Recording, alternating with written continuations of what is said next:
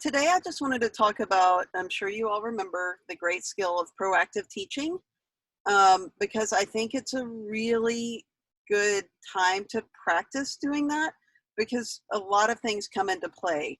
And so does anybody remember, and you can say it in the comments, why do we proactively teach? What's the purpose? Why wouldn't we just demand or expect them to know? Why are the brain for behavior we want to see? Perfect. So I think about, like, when I'm thinking about proactive teaching, I'm thinking we're still teaching a new skill, whether the child is 14 and we're teaching them something a 3-year-old knows, or whether they're 3 and we're teaching them something we want a 3-year-old to know, right? So we're constantly trying to learn new skills. For example, at the Institute right now, on our outreach team, we're learning more about how people learn. And so Dr. Cross is sending all these research articles to us and prepping us for the conversation. He's like proactively teaching us along the way so that we can learn. And we're adults and we get the grace to learn that, right? So he didn't just say, like, here it is, go figure it out. Like, within our situation, he's proactively teaching us so that when the time comes for us to implement a new standard of teaching, then we're going to be ready, right? And so I think about, like, why would we even do this, and what's the point with kids? And I started to think we do it all the time with everything we do. We do it with the families we work with and the kids we serve. But one of my favorite ways to teach proactively, one of my favorite skills, is to teach accepting no. And so I have the great pleasure of getting to experience a 4-year-old quite often who is wonderful, but I am not the primary caregiver for this kid. And so I'm watching her fight the no. And so when I think about how do we need to teach her to accept no, when's the best time we do it? Well, Erica already said it. We practice when we're regulated. So then we get a chance, as we're teaching and coaching families into teaching proactively, we also get a chance to talk about what regulation means again and plug that back into them. So when the kid is frustrated and I'm frustrated because they're not accepting no, that's when I want to start the lesson. Like, I'm like, get in there. Come on, you want to fight about it? We can do it. But actually what we need to do is figure out the right time, which is actually not in the heat of the moment, although that is a sometimes desirable moment for us as adults, because we just think we're going to show you who's boss. But instead, rewinding and saying, I know this is so hard to accept no. What can I give you a yes to? And then taking the time when they are regulated to practice. So yesterday we had a really hard time accepting that we couldn't have whatever it is. So right now we're just going to practice. And when you accept no, I'm going to tell you great job and give you a high five. So here you go. Like, you ask me for whatever, and I'm going to have to tell you, no, we can't do it right now. And when you say, okay, mommy, then I'm going to give you a high five and celebrate. And we're going to start to practice accepting no. Because ironically, none of us like it. You know, we just get to be bigger and enforce rules as opposed to giving them a chance and an opportunity to accept the no and to understand why they're getting a no. And so I would encourage, as we move into this week proactively, to take the opportunity to proactively teach things like accepting no. And then also recognize, as we're needing to say no more, why do we need to say no more? So can we give a yes instead of a no? And there was a lady in Florida that we were working with, and her expression to her kids was, help me get to a yes. So in this moment where it's really easy for me to say no because I don't want the mess, or I don't want the chaos, or I have a phone call, or I need to work, or whatever I need, help me get to a yes. And so it's like a deferred yes, right? So she's saying, like, we'll get there, but you have to help me. And so I think just continuing to look forward to opportunities to be proactive in our teaching in whatever it is.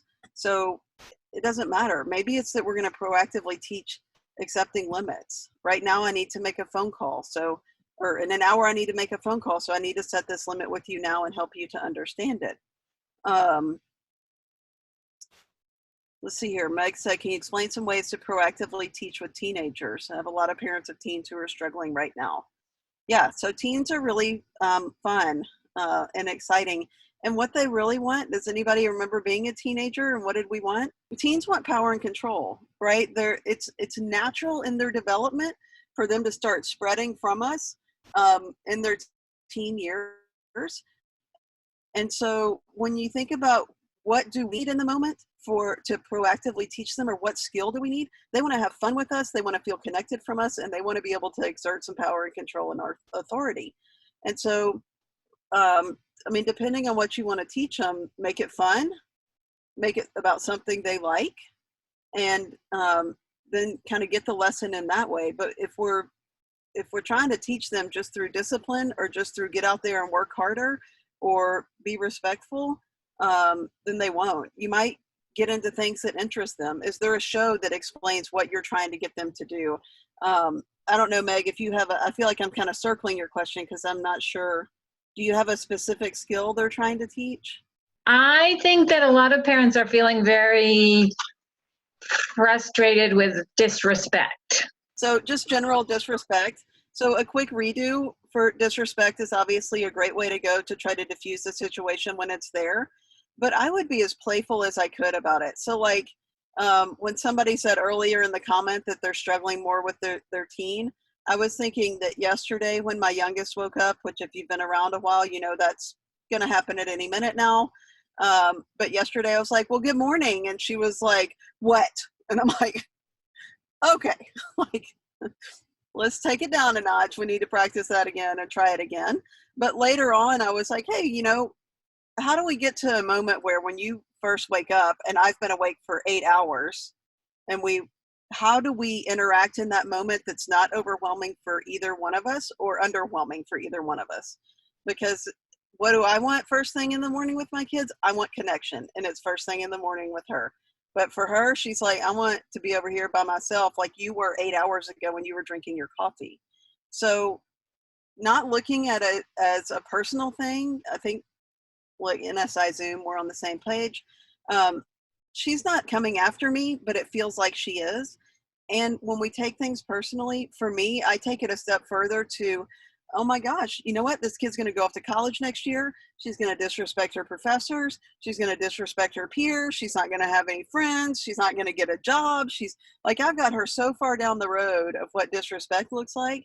When the truth is oftentimes we're just living in a climate where there's a lot of tension happening. So I would almost say if we can organize our families and our parents' brains around not taking things so personally and using humor in the moment as much as they can to diffuse it, it will go a long way. And I think we will see less disrespect. I mean, if you think about it, if I'm a teenager fighting for power and control and I'm never ever allowed to leave my house, what's one great way to gain power and control? Well, watch this. Let me disrespect you because I know what it does. It pushes your buttons and now I've got control. So they have one of the things they used to do was go out with friends and hang out. And they got to be in control of that situation. Now their only situation is home. So I would say some of the proactive teaching with teens is stuff they already know. It's about how are we responding in the moment. So they may not need to learn respect, but maybe it's how do we interpret it and how do we diffuse it and what can we give them control over? Does that help a little bit? Okay. Do you want to try that again, or words other than redo for teens? You want different words for teens other than redo? I say it really silly. Like I'm like, oh girl, we need another chance on that. Like I just like totally ham it up, because if I say redo, they're going to be like, put the Purvis away. Like we're not playing that little game right now. But if I just am silly with it, it doesn't really matter what I do. You know, like the words don't matter as much as how I say it. So if I'm like, girl, you better try that again.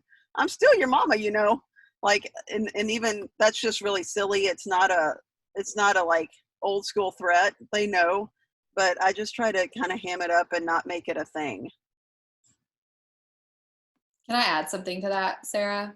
Yes. That just, it reminds me of a clip in the TBRI for, actually, I think it's the trust-based parenting video where it's one of the examples at the very end, and it's with a small child, and it says, Dr. Purvis didn't require a redo in the moment because it was going to shame her.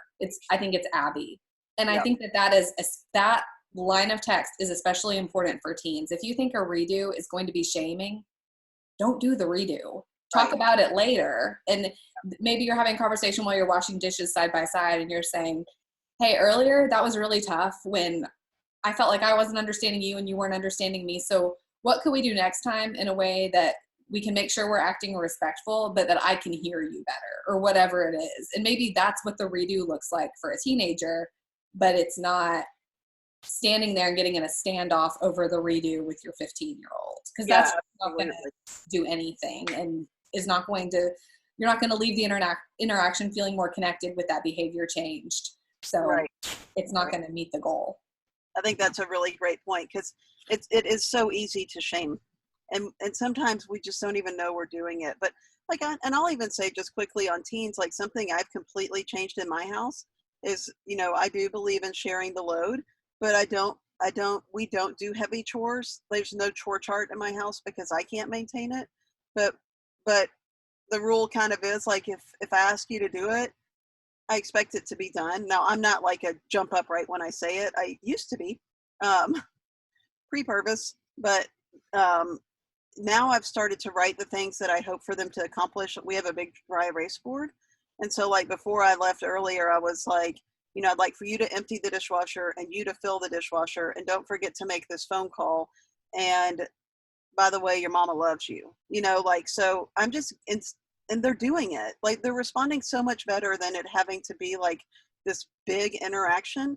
And then when I can see it, I can see that I'm pretty level in my expectations of each child, because the truth is one of them is much more responsive than the other. So I tend to pile more on her.